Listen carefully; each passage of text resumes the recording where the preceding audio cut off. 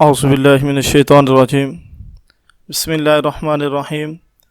الحمد للہ رب العالمین والعاقبۃ للمتقین والصلاۃ والسلام علی سید الاشرف الانبیاء والمرسلین اما بعد فاعوذ باللہ من الشیطان الرجیم بسم اللہ الرحمن الرحیم قال اللہ تبارک و تعالی فی القرآن المجید والفرقان الحمید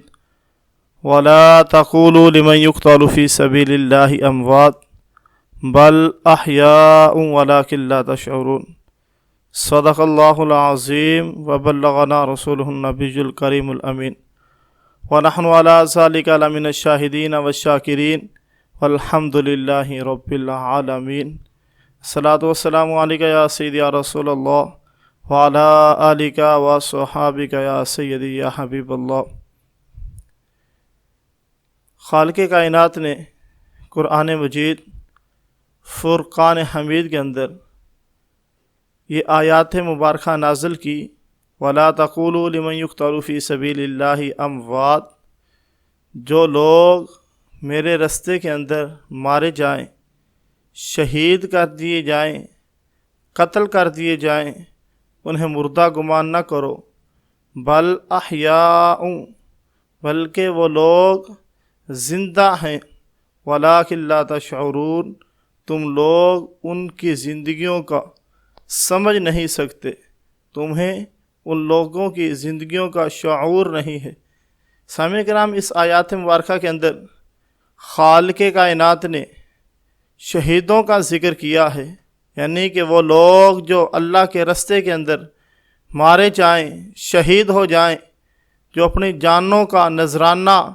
خالق کائنات کی بارگاہ کے اندر، اس کے رستے کے اندر پیش کر دیں، اپنی جانوں کو نشاور کر دیں، تو خالق کائنات ان کے متعلق لوگوں کو آگاہ کر رہا ہے، آگاہی دے رہا ہے، اے لوگوں، دنیا والوں سن لو، جو میرے رستے کے اندر قربان ہو جائیں انہیں مردہ نہ کہا کرو، بلکہ وہ لوگ زندہ ہیں، تم لوگ ان کی زندگیوں کا محاسبہ نہیں کر سکتے، تم لوگ ان کی زندگیوں کا سمجھ نہیں سکتے۔ سامعین کرام، یہ ماہ مبارک محرم الحرام کا مہینہ ہے، یہ مقدس مہینہ، اس کی 10 محرم الحرام کو حضرت امام حسین رضی اللہ تعالیٰ عنہ اور ان کے ساتھیوں کو میدان کربلا کے اندر شہید کر دیا گیا۔ سامعین کرام، وہ امام حسین جب پیدا ہوئے تو سرکار کائنات صلی اللہ علیہ وآلہ وسلم نے لعاب دہن جو ہے وہ اپنی زبان سے عطا کیا، یعنی کہ اپنی زبان حضرت امام حسین رضی اللہ تعالیٰ عنہ کے منہ کے اندر رکھ دیتے ہیں۔ آپ حضور اکرم صلی اللہ علیہ وآلہ وسلم کی زبان کو چوستے ہیں۔ وہ حسین جو حضور اکرم صلی اللہ علیہ وآلہ وسلم کے کندھوں پر سواری کرتے رہے ہیں، وہ حسین جو حضور اکرم صلی اللہ علیہ وآلہ وسلم کے سینہ اقدس پر کھیلتے رہے ہیں، وہ حسین جو حضور اکرم صلی اللہ علیہ وآلہ وسلم کے سینہ اقدس پر کھیلتے رہے ہیں، حضور اکرم صلی اللہ علیہ وآلہ وسلم کا سینہ مبارک جس پر خالق کائنات کا قرآن اترتا رہا، 23 سال کے عرصہ تک قرآن جو ہے وہ تھوڑا تھوڑا کر حضور اکرم صلی اللہ علیہ وسلم کے قلب اطہر پر اترتا رہا۔ حضرت امام حسین اس سینے سے کھیلتے رہے۔ حضرت امام حسین حضور اکرم صلی اللہ علیہ وآلہ وسلم کے کندھوں پر سوار تھے۔ حضرت سیدنا صدیق اکبر رضی اللہ تعالیٰ عنہ نے دیکھا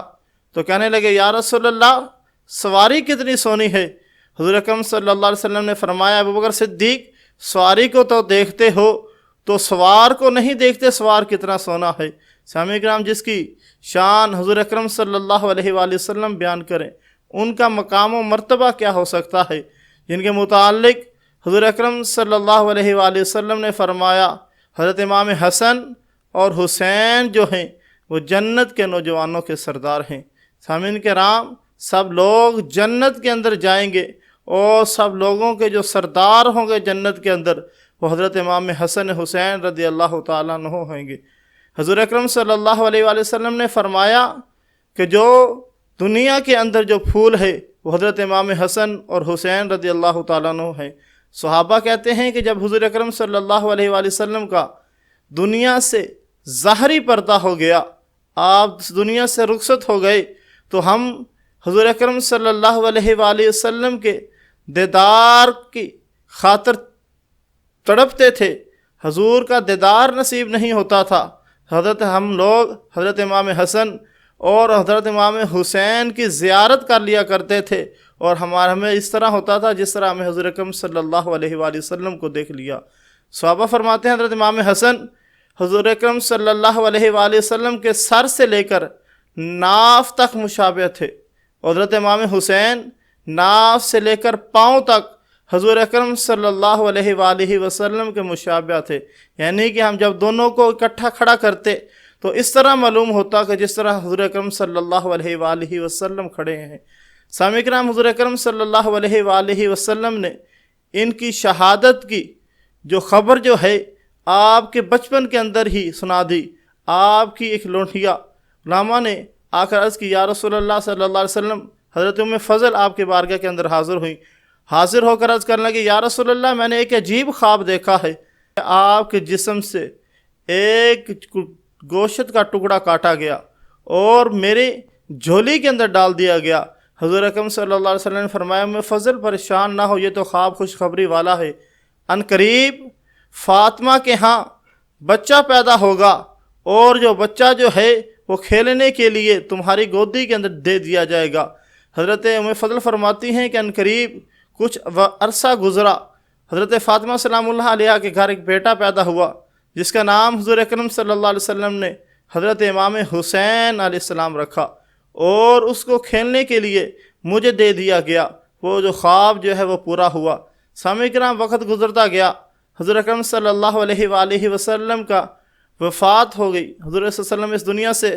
رخصت ہو گئے، اس دنیا سے ظاہری پردہ فرما گئے۔ حضور سے فرمایا کہ خلافت جو ہے وہ 30 سال رہے گی، اور صحابہ میں جو میرے خلیفہ ہوں گے وہ حق پر ہوں گے۔ حضرت ابوبکر صدیق رضی اللہ تعالیٰ نے خلافت کی، ان کے بعد وفات کے بعد حضرت عمر فاروق رضی اللہ تعالیٰ عنہ نے جو دور خلافت کا ہے وہ گزارا۔ اس کے بعد حضرت عثمان غنی ذو النورین رضی اللہ تعالیٰ عنہ نے خلافت کی،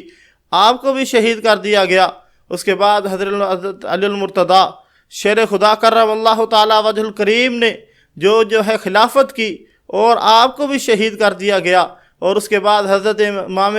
حسن رضی اللہ تعالیٰ نے 6 ماہ جو ہے وہ خلافت کی ہے، اور خلافت کے آپ کے 6 ماہ ڈال کر حضور اکرم صلی اللہ علیہ وآلہ وسلم کا فرمان جو ہے وہ پورا ہوتا ہے، یعنی کہ میرے بعد 30 سال تک خلافت رہے گی، اور اس کے بعد جو ہے وہ حکومت آ جائے گی، یعنی کہ لوگ اس حکومت پر قابض ہو جائیں گے۔ اس کے بعد حضرت امیر معاویہ رضی اللہ تعالیٰ عنہ نے جو خلافت سنبھالی، اور اپنے دور حیات کے اندر اپنے بیٹے یزید کو جو ہے وہ نامزد کر دیا گیا، اور آپ نے جو حکومت سنبھالی، اور آپ کے دور حاضر کے اندر آپ کی زندگی کے اندر یزید سے لوگوں سے بیعت لینا شروع کر دی۔ لوگ بیعت کرتے رہے۔ حضرت امام حسین رضی اللہ تعالیٰ عنہ نے بیعت کرنے سے انکار کر دیا گیا۔ سامعین کرام، جب انکار کر دیا گیا تو آپ کو کوفہ والوں نے بلایا کہ حضور آپ یہاں پر آ جائیں، اور یہ ہمارے پاس آ کر جو ہے وہ خلافت کا جو ہے حکومت کا جو معاملات ہے وہ سنبھالیں، ہمارا ساتھ دیں، ہم یزید کی بیعت نہیں کرنا چاہتے۔ جب کوفہ والوں کے خط پہنچے تو آپ نے اپنے چچا زاد بھائی مسلم بن عقیل کو بھیجا، اور ان کے ساتھ 2 صاحبزادوں کو بھیجا کہ جا کر کوفہ کی خبر لیں، کیا یہ خط جھوٹے تو نہیں ہیں، یہ مکار کے اندر بہت بڑے ظالم ہیں، یہ جھوٹے ہیں، اور ان کا جو خط ہے کیا ان کے اپنے طرف سے صحیح طرح بھیجا ہے یا ہمیں سے دھوکے سے بلایا جا رہا ہے۔ حضرت مسلم بن عقیل جب کوفہ کے اندر پہنچے تو لوگوں نے آپ سے بیعت کرنا شروع کر دی۔ تمام کوفہ والوں نے آپ سے بیعت کی۔ جب بیعت کر لی تو حضرت امام مسلم بن عقیل نے ایک خط جو ہے حضرت امام حسین رضی اللہ تعالیٰ عنہ کی طرف بھیجا۔ جب خط بھیجا تو آپ پڑھ کر وہاں سے روانہ ہو گئے۔ جب آپ رستے کے اندر پہنچے تو آپ کو خبر ملی کہ آپ کے چچا زاد بھائی حضرت امام مسلم بن عقیل کو جو ہے ان کوفہ والوں نے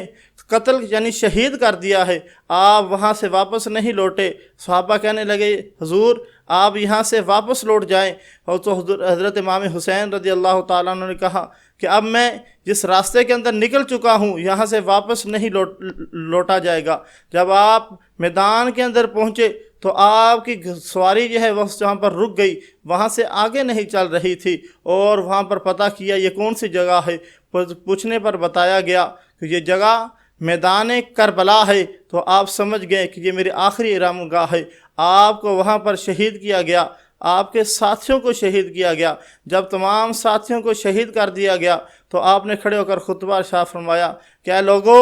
کوفہ والو، تو مجھے جانتے ہو میں کون ہوں؟ حضرت امام حسین رضی اللہ تعالیٰ نے کہا کہ میں وہ ہوں جو حضور اکرم صلی اللہ علیہ وسلم کے کندھوں پر کھیلتا رہا، میں وہ ہوں جو حضور اکرم صلی اللہ علیہ وآلہ وسلم کا نواسہ ہوں، اور حضرت علی المرتضیٰ شیر خدا کرم اللہ تعالیٰ وجہ الکریم کا لخت جگر ہوں، اور میری ماں جو ہے حضرت فاطمہ سلام اللہ علیہا ہے، ان کوفیوں پر کوئی اثر نہیں ہوا اور آپ کو شہید کر دیا گیا۔ 10 محرم الحرام کو آپ کو بروز جمعۃ المبارک آپ کو شہید کر دیا گیا۔ جب نماز کا ٹائم ہوا تو آپ کی چھاتی پر شمر بیٹھا ہوا تھا، تو آپ نے کہا کہ ٹائم کیا ہوا ہے؟ تو شمر نے کہا حضور ٹائم جو ہے وہ ظہر کا ہو گیا ہے، یعنی کہ جمعے کا ٹائم ہو گیا ہے۔ تو آپ نے فرمایا کہ لعین میری چھاتی سے اتر، مجھے نماز جو ہے وہ ادا کر لینے دے۔ وہ شمر جو ہے آپ کی چھاتی سے اترا، تو آپ نے اور نماز جو ہے ادا کی، جمعۃ المبارک کی نماز ادا کی۔ جب نماز ادا کرنے کے رکوع کیا، رکوع کرنے کے بعد سجدے کے اندر گئے، تو شمر نے جو ہے آپ کو سجدے کی حالت کے اندر حضرت امام حسین رضی اللہ تعالیٰ عنہ کو جو سر ہے وہ جسم سے جدا کر دیا۔ انا للہ و انا الیہ راجعون۔ حضرت امام حسین رضی اللہ تعالیٰ عنہ کی زندگی کا فلسفہ، آپ کی زندگی سے سبق یہ ملتا ہے کہ اپنی جو زندگی گزارنی ہے وہ حق پر رہتے ہوئے زندگی بسر کرنی ہے، اور حق کا ساتھ دینا ہے، کسی ظالم کا ساتھ نہیں دینا، کسی جابر کا ساتھ نہیں دینا، ہمیشہ کھڑے ہونا ہے تو مظلوم کے ساتھ کھڑے ہونا ہے۔ حقوق اللہ جو ہے وہ ادا کرنے ہیں، اور حقوق العباد کی پاسداری کرنی ہے، اور اللہ تبارک و تعالیٰ کے احکامات کو بجا لانا ہے۔ نماز کا حکم ہو، چاہے جنگ کے اندر ہو، سر جو اس جسم سے جدا ہوتا ہے تو ہو جائے، مگر جو ہے نماز کا وقت نہیں جانا چاہیے۔ نماز جو ہے وہ اپنے وقت پر ادا کرنی چاہیے۔ دعا گو ہوں ہمیں حضرت امام حسین رضی اللہ تعالیٰ عنہ کے نقش قدم پر چلنے کی توفیق عطا فرمائے۔